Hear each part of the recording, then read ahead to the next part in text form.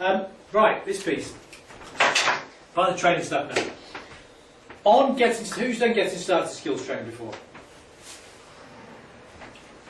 Good, everybody. That's nice. Not everybody. No, who hasn't done getting started? You haven't been on yours yet? When's yours? I think it's the 27th this month. 27th of this month. Yeah. Up in Exeter. Yeah. I think it's the 28th. I remember 27th. Yeah. I don't know, end of the month. Yeah, cool. Okay, well you'll read about this stuff. You'll learn about this stuff. Now, when you go to get the appointment, they teach us about. This is me to do this one, isn't it? Yeah. They teach us about 5 levels of formality, how you approach different people, and to keep your conversation to a minimum in terms of not getting into too much detail, not blabbering on about gas, electrical, phone and broadband, because people usually end up glazing over. Keep it short and sweet. Later on they teach you when you sit down next to the person, bit of rapport, and I'll say the reason I'm here, and you tell your story. The story piece is really, really key for 3 reasons. One, it's the thing that drops everybody's barriers, makes them really receptive to listen to what you're going to say. Secondly, it gets them thinking about what it can mean to them. Because people are quite selfish, whether they're doing that consciously or not, they're going to think about themselves. And then thirdly, it reminds you constantly what it is that you're doing and why you're doing it. So telling your story.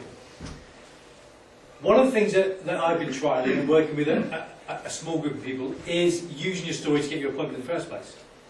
Because with about half the people I spoke to in my first 12 months, I told my story. For example, and I didn't with Dave because I used to see him in the pub all the time. It's quite straightforward. Ring ring. Hello. Hi Dave. Hey Tom. Yeah, good mate. Have you got a minute? Yes, of course. Just a quick call. Listen, you know I got my surveying business. Yeah. How's it going? Yeah, it's good. You know, it pays the bills. It's pretty good. However, self-employed, sole trader. I'm working 80 hours a week. It's killing me. Morgan's 2 now. I don't see the little fella. So I've done something about it. Keyword. I've done something about it. Oh yeah. What's that then, mate? I've started a business that's going to allow me to free up lots of my time. You just said you're working 80 hours a week. How do you fit it in? Yeah, exactly. I'll explain. I've started a business which is going to free up the time, which is the important bit. Simply by helping people. Now I need to pop around and show you how this works. When's best for you? Thursday evening or Saturday morning? Saturday morning, please. Cool. The story piece. Do you think people are going to be more or less likely to say, yeah, come round when they've heard your story? More. Is that to people that you know, Tom? Or I think it would work better with people you know rather than with strangers. Of course, because a stranger wouldn't know I've got a surveying business. Yeah, Exactly. Without showing that. People that you don't know, that's going to be a whole different conversation completely. This is people that are on your list, on your warm list. You're speaking to them. So this will include all of you in the room. You've all got a list. You've still got people on your list that you still haven't spoken to, or you've got people you've called in the past and they've gone onto your no for now list because the time wasn't right for them. Call them back. Use your story still, without a shadow of a doubt. Use your story. Hi, such and such. It's Mike. How you doing? Yeah. Well, you know we were in that B&B. We were doing this and whatever else. It was great. However, because there's always a however, and this is what you dislike about it, or what it prevents you from doing. And what the problem is, it's time consuming, it's complicated.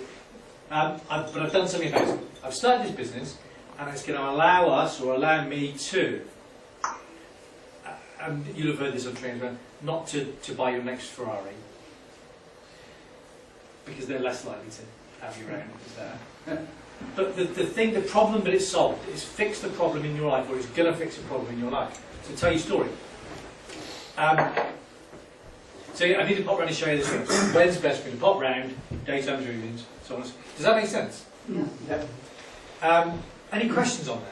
I would just challenge the fact that I would use the same story with a friend or a stranger. I'd agree with Barry. Because you do settle even those who don't know you by just saying, so, how did I get on your couch tonight? Or, you know... Oh, yeah. This is the phone call. This is, when you're sat next to them, I would agree 100%. Yeah. So when you're sat whether it's through a referral... We're talking about the phone. This is just getting the appointment in the first place. Okay, Yeah. right, sorry.